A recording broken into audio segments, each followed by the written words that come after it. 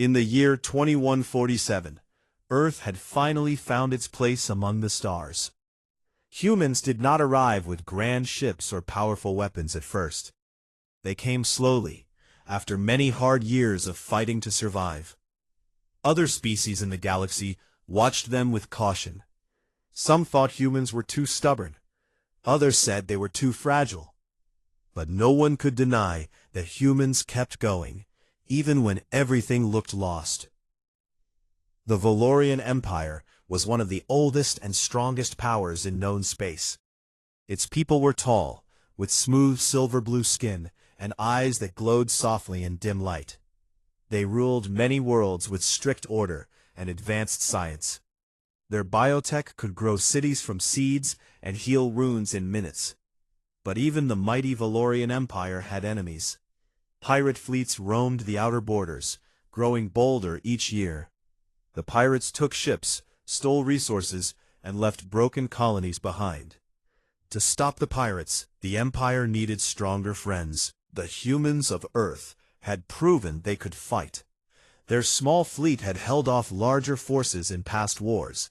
So the Valorian leaders decided on an old way to make peace sure. A marriage between their royal family and a human. Princess Lyral Voss was chosen for this duty. She was third in line to the throne. Her mother, the Empress, had 2 older children already married to important nobles.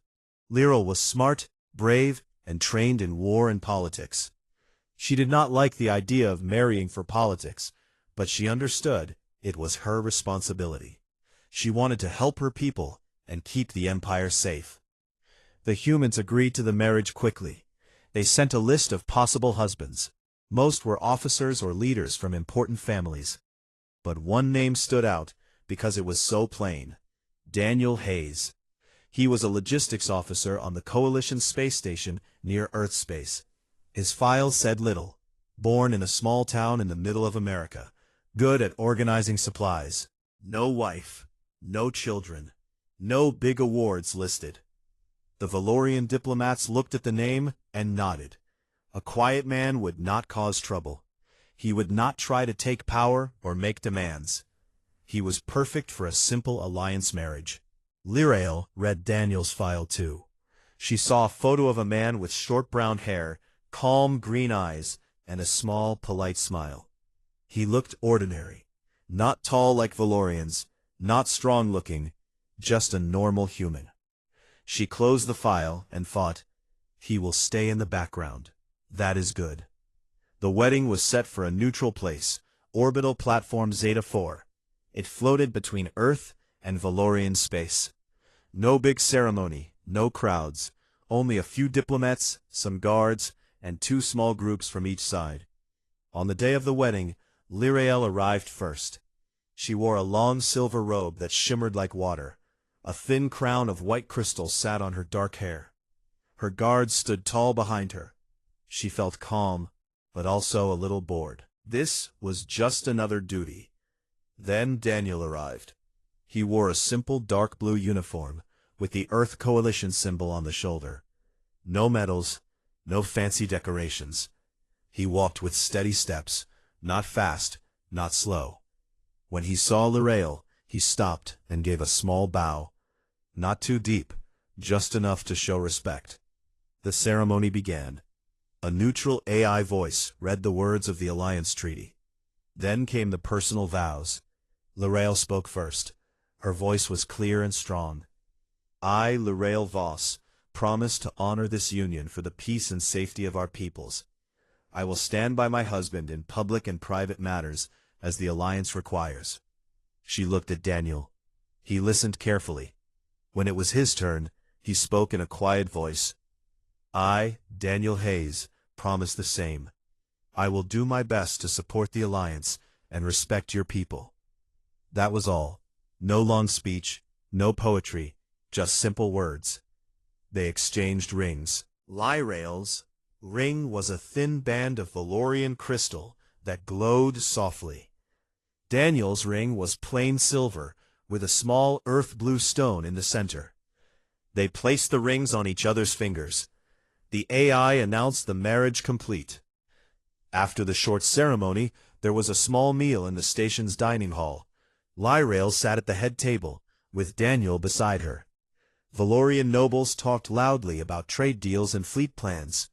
Human officers spoke quietly about supply routes and repair schedules.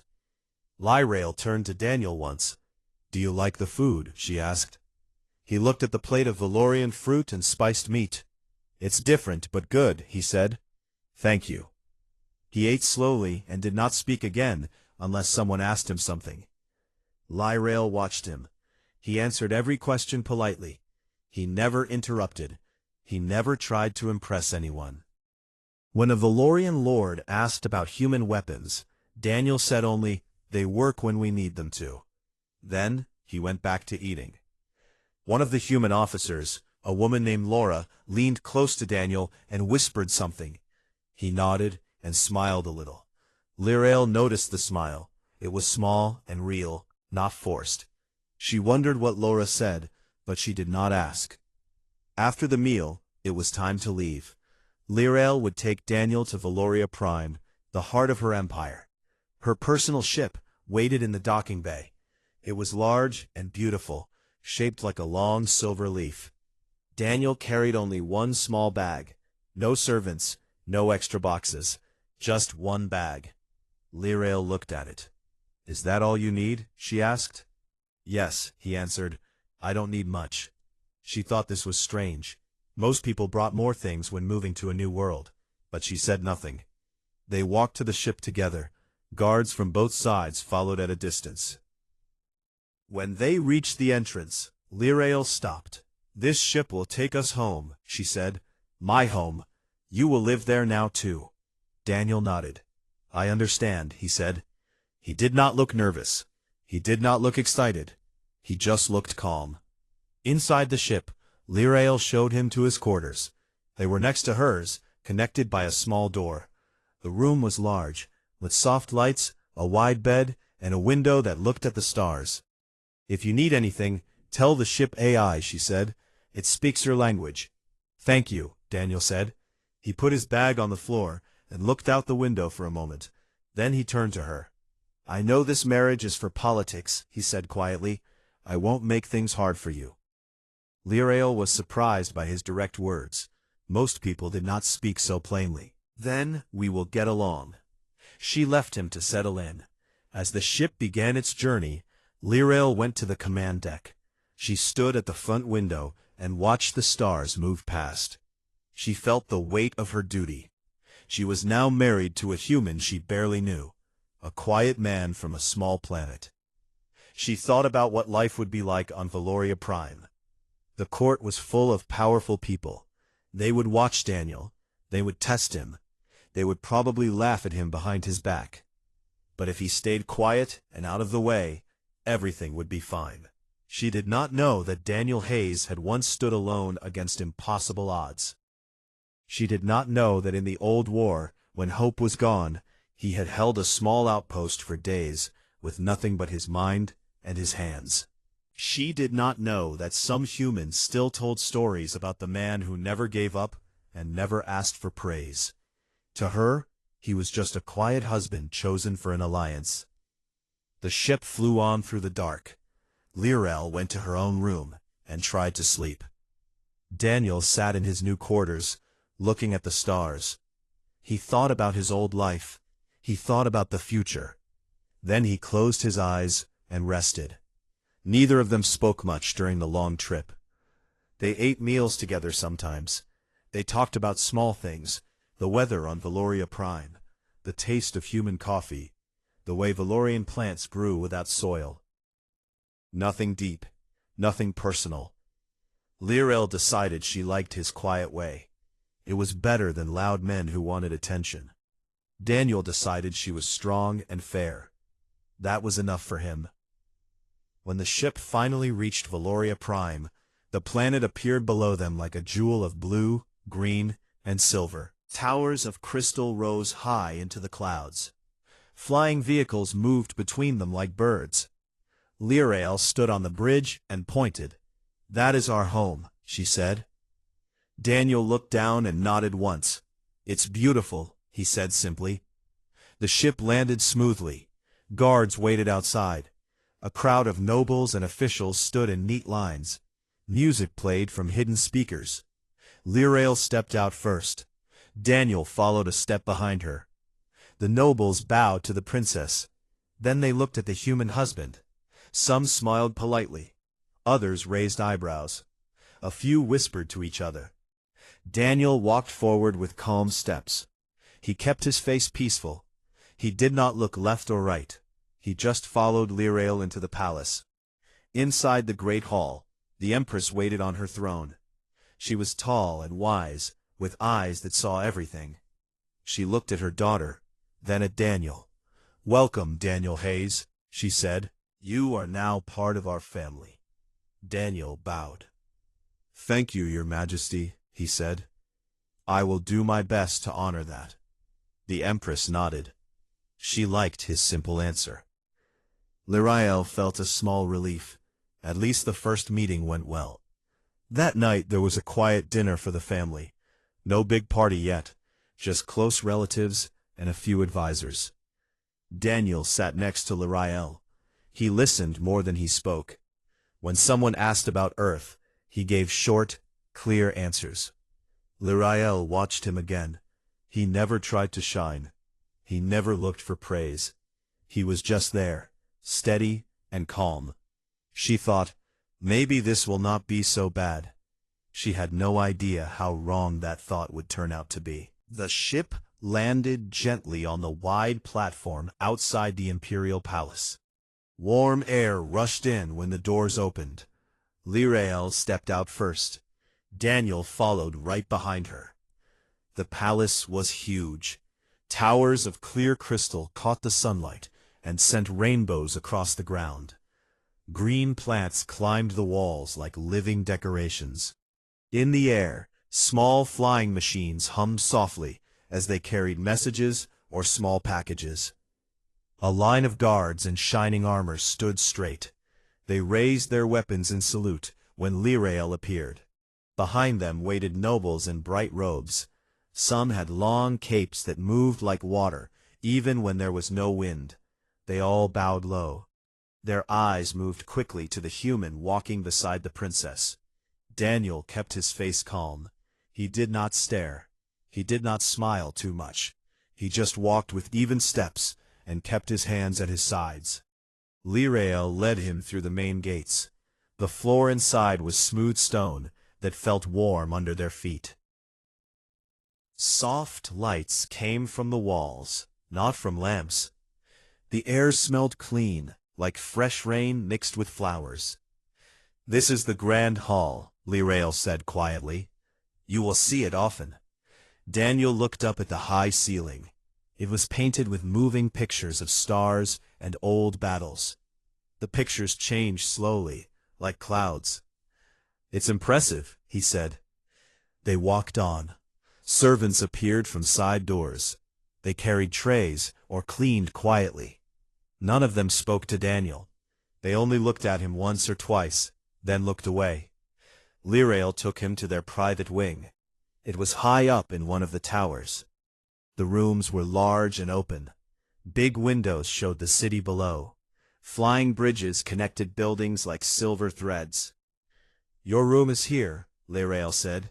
She opened a door. Inside was a wide bed, soft chairs, a desk, and shelves already filled with books in both Valorian and Earth languages. A small table held fresh fruit and water. Daniel set his single bag on the floor. "Thank you," he said. "This is more than enough." Lyrael watched him. "If you want anything changed, tell me, or tell the House AI. It listens to your voice now." He nodded. "I will remember." She left him to unpack. Daniel opened his bag. He took out 3 shirts, 2 pairs of pants, a small notebook, and a few personal items. One was a photo of his old hometown, a quiet street with trees and a wooden house. He set it on the desk. Then he sat on the bed for a moment, looking out at the strange new world. That evening, Lyrael came back. She wore a simpler robe now, dark blue with silver lines. "Come," she said, "we eat with my family tonight."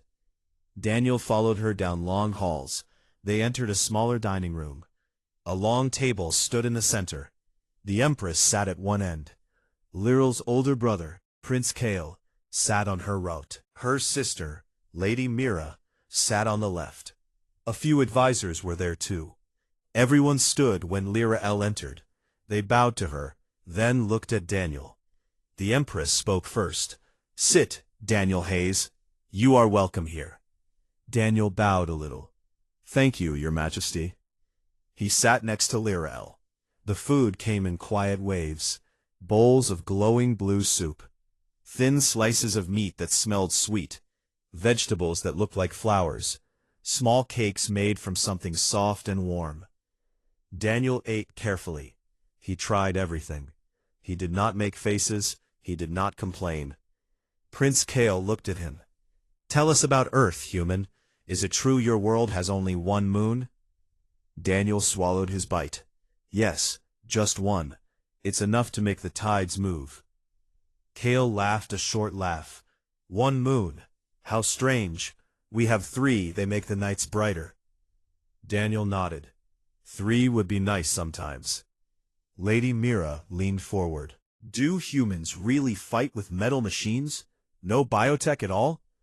"We use some biotech now," Daniel said, "but most of our tools are still metal and wires. They work well."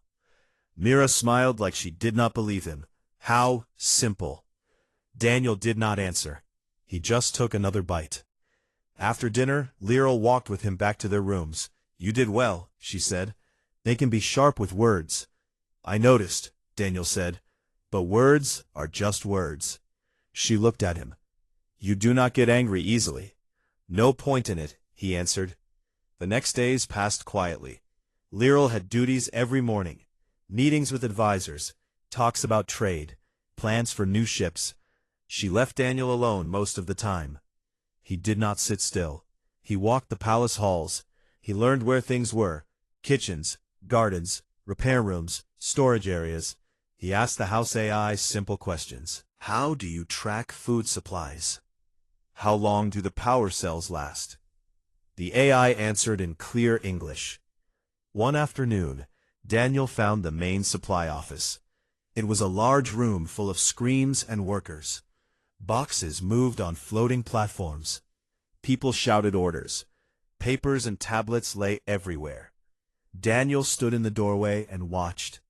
A Valorian worker named Torin saw him. "You are the princess's husband?" "Yes," Daniel said. Torin looked unsure. "Do you need something?" "No," Daniel said. "Just looking." Torin went back to work. But Daniel stayed. He noticed things.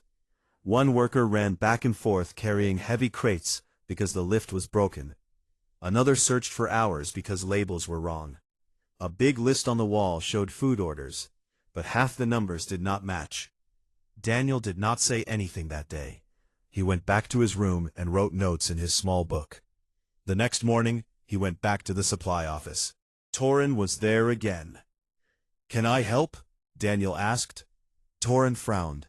"Help? You are a guest." "I know supplies," Daniel said. "I did it for years." Torin looked around.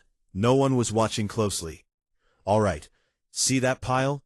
We need to sort it by date. Oldest first." Daniel started working. He moved fast but carefully. He read the labels. He asked questions when he did not understand a word. By the end of the hour, the pile was neat. Torin stared. "You work like you have done this before." "I have," Daniel said. Word spread slowly.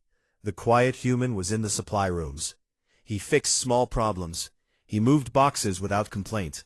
He never asked for thanks. He never told anyone what to do. He just showed how to do it better. Lyrael heard about it from an advisor. "Your husband is helping in the lower levels," the advisor said. Lyrael raised an eyebrow.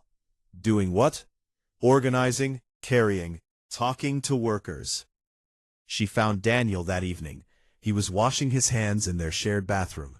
His sleeves were rolled up. "You are working in the supply rooms?" she asked. "Yes," he said. "Why?" "They needed help. I know how." Lyrael crossed her arms. "You are my consort. Not a worker. Daniel dried his hands. I like to stay busy. Sitting all day is hard for me. She studied him. Do not make trouble. I won't, he promised. But he kept going. Every few days he appeared in different places. He helped fix a broken water line in the gardens. He showed cooks how to store earth spices so they stayed fresh longer. He even helped a young engineer understand why one engine kept losing power. Daniel drew a simple picture on a tablet. See here? The flow is blocked. Move this part over 2 inches. The engineer tried it. The engine ran smooth after that. At first they said, the human is strange, he works like a servant. Then they said, he is useful. Then some said, he is smart in a quiet way. Lirel noticed changes too. Meals came faster, waste went down, the palace ran smoother. No one said it was because of Daniel. They said the workers were doing better, but Lirel knew. One night, she found him in the garden. He sat on a stone bench, under a tree with purple leaves. He held an old earth book. She sat beside him. You are changing things, she said. Not much, he answered. More than you think. He closed the book. I just see problems and fix them, that's all. Lirel looked at the stars above. My people think humans are weak, soft, too emotional. Daniel smiled a little. Some are, some aren't. You aren't. I try not to be. She turned to him. Tell me about your past, the war. Daniel looked down at the book. I was in logistics, supply runs, keeping bases running. That is all? That is enough. She did not push, not yet. Weeks turned into months. Daniel learned more Valorian words. He spoke them with care. People started to greet him by name, not as the human but as Daniel. Lirel began to feel something new. Not love yet, not even close, but comfort. When she came back tired from long meetings, Daniel was there. He listened. He made small suggestions. Maybe try this route for the next shipment. It saves 2 days. She started to listen. Sometimes she used his ideas. No one knew they came from him. That was fine with Daniel. One day, news came. Pirate ships attacked a small colony on the edge of Valorian space. 3 ships lost, many hurt. The court buzzed with worry. Lirel stood in the war room, with her mother and brother. We need to send help, the Empress said. Lirel nodded. I can lead a small fleet. Show strength. Daniel was not in the room. But later, when Lirel told him, he listened quietly. Be careful with the supply ships, he said. If the pirates hit them first, the fighters will run out of power fast. Lirel remembered his words when she planned the mission. She ordered extra guards on the supply line. The mission went well. The pirates ran when they saw the Valorian ships. No losses this time. When Lirel returned, she found Daniel waiting in their quarters. He had tea ready. Human tea. He had asked the kitchen to make it. She took the cup. It went fine, she said. Good, he answered. She sat down. Your advice helped. He shrugged. Just common sense. Lirel looked at him for a long time. She saw the calm in his eyes, the steady way he held himself. For the first time, she wondered if there was more to him than she thought. But she pushed the thought away. He was still just her quiet husband. Useful, polite, safe. She did not know the storm that was coming. She did not know how wrong her thoughts were. Daniel finished his tea and looked out the window. The stars were bright tonight. He thought of old battles, old friends, old promises he made to himself. He stayed quiet, and the palace kept turning, smoother now, because of the man no one really noticed. Months passed on Valoria Prime. Life settled into a steady rhythm. Lirel spent her days in council rooms and command centers. She reviewed reports, planned patrols, and spoke with fleet captains. The Empire felt calm on the surface. Trade ships moved without trouble. Colonies grew. But under that calm, something dark was building far away. Daniel kept his quiet ways. He helped in the palace stores when no one important was watching. He fixed small machines that broke. He listened to workers talk about their families and their worries. They started to trust him. A cook named Vara began saving him extra portions of the spiced bread he liked. An old mechanic named Jor showed him how Valorian engines used living crystals for power.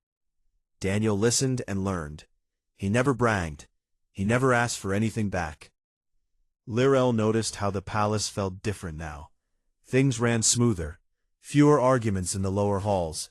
Supplies arrived on time. She sometimes thought it was because the staff worked harder. Other times she looked at Daniel across the dinner table and wondered if he had something to do with it. But she never asked. It seemed too small to mention. Then the first bad news came. A scout ship returned early from the outer rim. Its hull was black from laser burns. The pilot, a young Valorian named Soren, ran straight to the lore room. Lirael was there with her mother and brother. Daniel was not invited to such meetings. He stayed in their quarters, reading an old Earth history book. Soren spoke fast. Raiders hit 3 outposts at once. They used new weapons, fast ships. They took everything, fuel, food, even the people. Then they left messages. They said the Valorian Empire is weak now. They plan to take more. The Empress sat still. Her face showed no fear, but her fingers tightened on the arm of her chair. "How many ships?" Prince Kale asked. "At least 40 main vessels," Soren said. "And hundreds of small fighters. They move like a swarm." Lyrel felt cold in her chest. "Do we know who leads them?" "A warlord named Varkas," Soren answered. "He was once a Valorian officer. He left years ago. Now he hates us. He has captured one of our old cruisers and uses it as his command ship." The room went quiet. Everyone knew what that meant. A captured Valorian ship meant the raiders had inside knowledge. They knew weak points. They knew codes. They could hurt the Empire badly. The Empress spoke slowly. "We must respond, fast and strong. Lyrel, you will take command of the relief fleet. 10 heavy cruisers, 20 support ships, and 4 squadrons of fighters. Protect the remaining outposts. Push the raiders back." Lyrel stood straight. "I will not fail." Prince Kale looked at her. "Take what you need, but do not lose too many ships. We cannot afford big losses." Lyrel nodded. She left the war room with her mind already making plans. That night she found Daniel in their shared sitting room. He was looking at a star map on a small screen. The map showed the outer rim in red and yellow lights. "You heard?" she asked. "Yes," he said. "The workers talk. They are scared." Lyrel sat across from him. "I am leading a fleet to stop it." Daniel looked up. His green eyes were steady. "How many ships do the raiders have?" "More than we expected. Around 40 big ones." He nodded slowly. "They will try to hit your supply line first. If they cut off fuel and parts, your fighters cannot stay in the fight long." Lyrel frowned. "We have strong escorts on the supply ships." "Escorts can be pulled away," Daniel said quietly. "Raiders like to fake attacks on one side, then strike the weak spot." She watched him. "You sound like you have seen this before." "I have seen supply wars," he said. "They are not pretty." Lyrel stood up. "Come with me." Daniel raised an eyebrow. "To the fleet?" "Yes, not to fight, to handle logistics on my flagship. You know supplies better than most." He thought for a moment. Then he nodded. "If you think it will help." "It will," she said. The next week was busy. Ships gathered at the main orbital dock. Huge cruisers floated like silver mountains. Smaller fighters darted between them, like insects. Crews loaded crates. Engineers checked engines. Lyrel walked the decks of her flagship, the Dawn Blade. It was long and sharp, with glowing blue lines along its sides. Daniel came aboard quietly. He carried his same small bag. A young officer named Ren showed him to the logistics deck. It was a big room, full of screens, tables, and people shouting orders. Ren looked at Daniel. "You are the princess's husband?" "Yes." Ren smiled a little. "Welcome. We are busy here." Daniel looked around. He saw the same problems he had seen in the palace. Crates stacked wrong, lists not updated, people running in circles. He started small. He asked one worker, "Where do you keep the spare power cells?" The worker pointed. Daniel went there. He moved a few boxes so the newest ones were easiest to reach. Then he fixed a screen that showed wrong numbers. He did not tell anyone to do it. He just did it. By the time the fleet left the dock, the logistics deck ran better. No one said thank you. They just worked faster. The journey to the battle zone took 8 days. During that time, scouts sent reports every few hours. The raiders were moving closer. They hit another small station. No survivors. Lyrael spent most of her time on the bridge. She studied maps. She talked to captains. She tried to look strong for her crew. Daniel stayed on the logistics deck. He predicted needs before people asked. He sent extra medical kits to the forward ships. He rerouted fuel so no ship ran low. When a fighter squadron reported engine trouble, he found the part they needed in storage and had it sent over fast. One evening, Lyrael came down to check on him. She found him sitting at a table, drawing lines on a map. "What is that?" she asked. "Possible raider paths," he said. "They like to hide in nebulae. Dust clouds block sensors. If they come from here," he pointed, "they can hit our flank before we see them." Lyrael looked at the map. "My advisors say the same." Daniel shrugged. "It is not hard to guess if you watch patterns. You do not talk much about the war you were in." "Not much to say," he answered. "Tell me one thing," she said. "Just one." He looked at her for a long time. Then he spoke softly. "I learned that when things go wrong, the quiet ones keep things moving. The loud ones get people killed." Lyrael thought about that. She stood up. "Get some rest. We reach the zone in 2 days." He nodded. The fleet dropped out of faster-than-light travel near a dark nebula. Stars looked faint through the thick dust. Sensors blinked with warnings. Too much interference. Lyrael stood on the bridge. "All ships battle ready. Fighters launch." Fighter bays opened. Small ships poured out like sparks. Then the raiders appeared. First a few scouts, then more. Then the main force, 40 big ships, just like the report said. In the center was the captured Valorian cruiser. It looked wrong now. Painted black, with red spikes added like claws. The enemy opened fire. Lasers cut through space. Shields flared blue and white. Lyrael gave orders. "Form defensive line. Protect the supply ships. Push forward." The battle started slow. Valorian ships were strong, but the raiders were fast and tricky. They darted in, fired, then pulled back. They tried to split the fleet. Daniel watched from the logistics deck. He saw the screens showed damage reports. One cruiser lost an engine. Another had holes in its hull. Supply ships were falling behind. He spoke to the deck officer. "Tell the rear guard to tighten up. The raiders will try to cut them off." The officer sent the message. It helped. The supply line held, for now. But the raiders kept coming. They focused on one spot. They hit a support ship hard. It exploded in a bright flash. Pieces flew everywhere. Lyrael felt the shock on the bridge. She clenched her fists. "We cannot lose more." On the logistics deck, Daniel looked at the main screen. He saw the captured cruiser in the middle. Something about it looked familiar. The shape. The way it moved. He asked the AI, "What class is that captured ship?"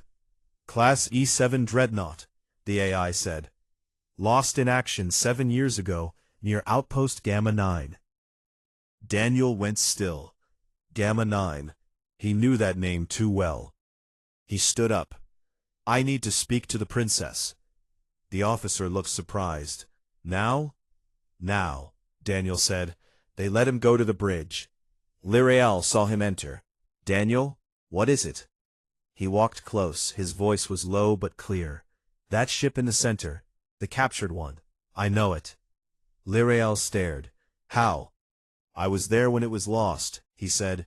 "I was on Gamma 9. The bridge crew turned to look at him. No one spoke. Lyrael felt something shift inside her. What happened on Gamma 9? Daniel looked at the screen. The black ship fired again. "I stayed behind," he said. "Everyone else left. I held the line so the transports could escape. 72 hours, alone." Lyrael opened her mouth, but no words came. Daniel kept looking at the captured ship. "The captain who took it, he knows the old codes, the ones we used back then." He turned to her. "Let me use the comms, one old frequency, just once." Lyrael looked into his eyes. For the first time, she saw something hard behind the calm. Not anger, not fear, just certainty. She nodded. "Do it." Daniel went to the comm station. He typed a short code. Then he spoke into the mic. His voice was quiet, the same voice he always used. "This is the last survivor of Gamma 9. Stand down, Varkas, or I come for you next." He sent it on the old human emergency band, the one no one else used anymore. On the bridge, everyone waited. Far away on the black cruiser, the raider captain froze. He knew that voice. He knew that code. He had heard stories. The ghost who would not die. The man who held a station with traps and tricks until help came. Varkas looked at his screens. Then he gave an order. "All ships, pull back. Full retreat." The raider fleet hesitated. Then they turned. Engines flared. They ran into the nebula and disappeared. The Valorian ships stopped firing. Silence filled the bridge. Lyrael looked at Daniel. He stood there, hands at his sides, face calm again. She walked to him. "What did you just do?" "I reminded him of something he wanted to forget," Daniel said. The battle was over. The raiders fled. The outposts were safe, for now. But on the flagship, everyone looked at the quiet human differently. Lyrael felt her heart beat fast. She had brought him to keep supplies running. She never thought he would end the fight with words. She did not know the full story yet. But she knew one thing. She had been wrong about. The bridge of the Dawn Blade went completely silent after Daniel spoke into the comms. Every officer stared at the main screen. The black raider ships still filled the view, their weapons glowing red. Then, slowly, the captured dreadnought in the center stopped firing. Its engines flared once, bright and angry. But instead of charging forward, it began to turn. One by one, the other raider vessels followed. They pulled back into the thick dust of the nebula. Their lights grew smaller, until they vanished completely. Lyrael stood frozen. Her hands were still tight on the command rail. She turned to Daniel. His face looked the same as always. Calm, no smile, no frown. Just steady green eyes, watching the empty space where the enemy had been. "What happened?" she asked. Her voice came out quieter than she meant. Daniel stepped away from the comm station. "They left." "I saw that," Lyrael said. "Why?" He looked at her for a long moment. "Some things are better left in the past. But sometimes the past comes back to remind people." The bridge crew started to move again. Officers checked sensors. Reports came in fast. No pursuit, no traps. The raiders were really gone. Cheers broke out on some decks. But on the bridge, everyone stayed quiet, watching the princess and the human husband. Lyrael gave orders to stand down. Fighters returned to their bays. Damaged ships moved into protective formation. Then she turned fully to Daniel. "Bridge is yours for a minute," she told the first officer. "Come with me." She walked out into the short corridor behind the bridge. Daniel followed without a word. The door closed behind them. The corridor was empty, except for soft blue lights along the walls. Lyrael faced him. Talk, now. What was Gamma 9? And why did one message from you make a warlord run? Daniel leaned against the wall. He looked tired, but not from the battle. The tiredness was older. 7 years ago, he began, the first real war between humans and some outer factions ended. We were losing ground. Outpost Gamma 9 was the last stop before they reached our main colonies. It was a supply station, not a fortress. Small crew, old guns. When the enemy came, the order was given to evacuate. Everyone left on the last transports. Everyone except me. Lyrael listened. She did not interrupt. I stayed, Daniel continued. I told the commander I could buy them time. He argued. I did not listen. So I stayed alone. 72 hours, no sleep, no help. I used what was there. Old mines, broken drones, fuel lines I turned into traps. I made the enemy think a whole company was still fighting. They kept coming. I kept holding. On the third day, a human relief fleet arrived. They found the outpost still standing. Most of the enemy ships were damaged or destroyed. I was not in good shape, but alive. His voice stayed even, like he was reading a report. Lyrael felt something tight in her chest. Why did no one tell me this?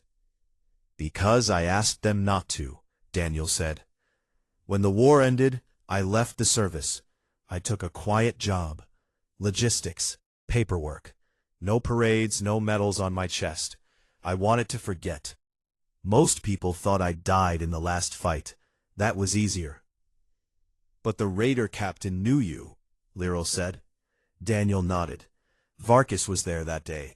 Not the leader then, just a lieutenant on one of the attacking ships. He saw what happened. He heard the stories later.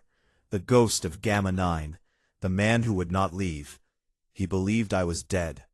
When he heard my voice on that old frequency, using the same code we used back then, he thought the ghost came back. Lyrael stared at him. You ended a battle with words. Not words, Daniel said. Memory. Fear is a strong weapon when you know how to use it. All this time, you let me think you were just a supply officer. Quiet. Ordinary. I am, he said. Most days. Lyrael shook her head. No, you are not. She turned away for a moment, looking down the empty corridor. Her mind raced. Every small thing he had done, the way he fixed problems without asking, the way he never looked for praise, the way he stayed calm when others panicked, suddenly made sense. It was not weakness. It was control. The control of someone who had faced real terror and walked away. She looked back at him. Why did you come with me? You could have stayed safe on Valoria Prime. Because you asked, he said simply.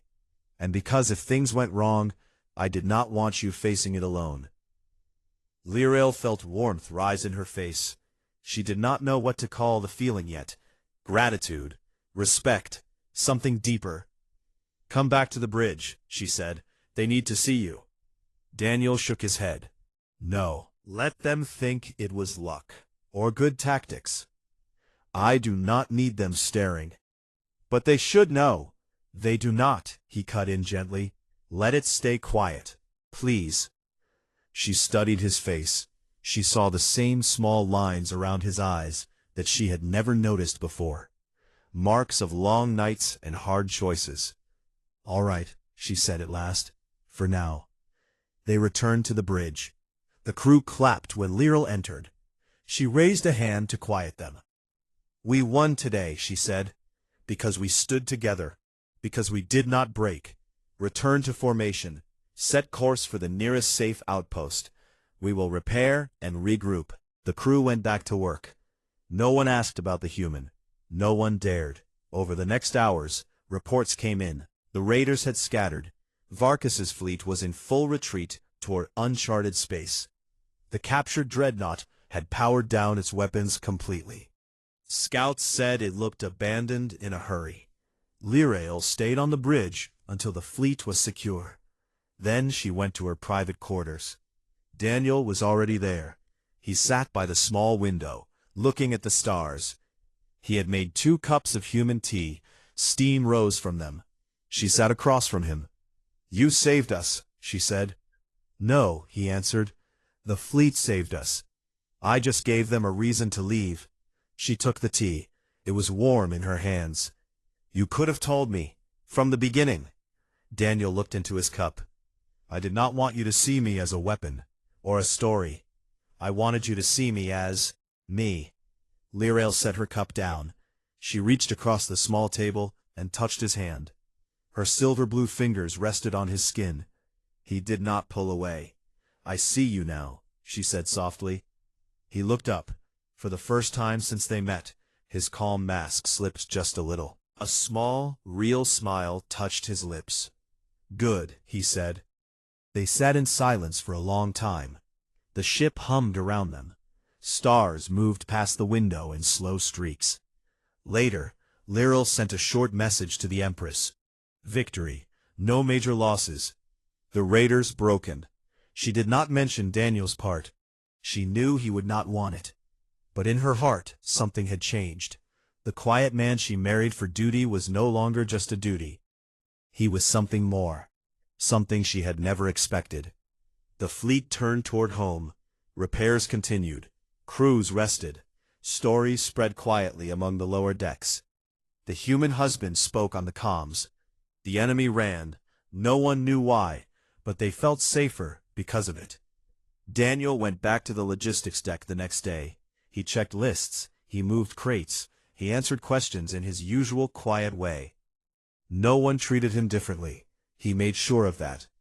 But Lyrael watched him from the doorway sometimes. She saw the steady hands, the careful eyes, the man who carried a whole war inside him and never let it show. She thought about their wedding day, the simple vows, the small smile. She had thought he was nothing special. Now she knew better. The battle was over. But for Lyrael, something new was beginning. She walked up to him one evening on the logistics deck. The room was almost empty. "Daniel," she said. He looked up from a tablet. "When we get home," she said, "things will be different." He waited. "I will not treat you like a shadow anymore," she continued. "You will stand beside me, not behind." He thought about it. Then he nodded once. "All right," he said, "but I still like fixing things." She smiled. A real smile. "Then fix them, but let me stand with you while you do." He set the tablet down. "Deal." They walked back to their quarters together, side by side, not princess and consort. Not anymore. Just Lyrael and Daniel. The stars outside kept shining. The ship flew on.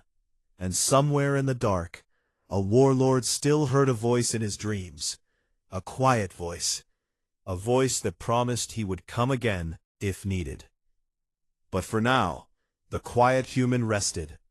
And the princess beside him began to understand what strength really looked like. The Dawn Blade returned to Valoria Prime under clear skies. The planet looked peaceful from orbit. Blue oceans, green continents, silver cities shining in the sun. The fleet docked slowly. Repair cranes moved like giant arms. Crews stepped onto the platforms, tired but smiling. They had won.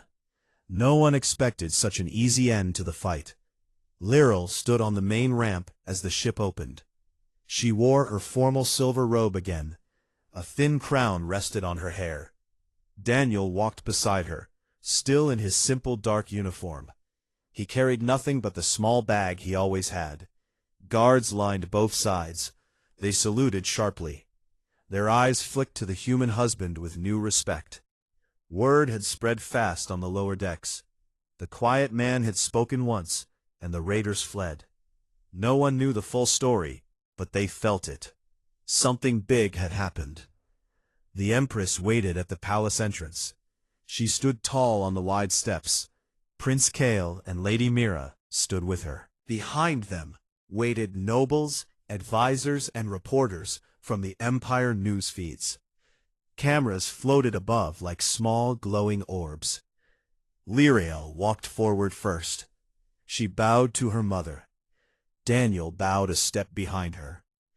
The Empress spoke in a strong voice that carried across the platform.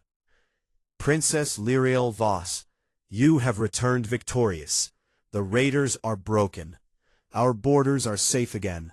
The Empire thanks you. Lyrael lifted her head. It was not me alone, Mother. The fleet fought well. Every ship, every crew member did their part. The Empress looked past her to Daniel. Her glowing eyes studied him carefully. And you, Daniel Hayes, she said.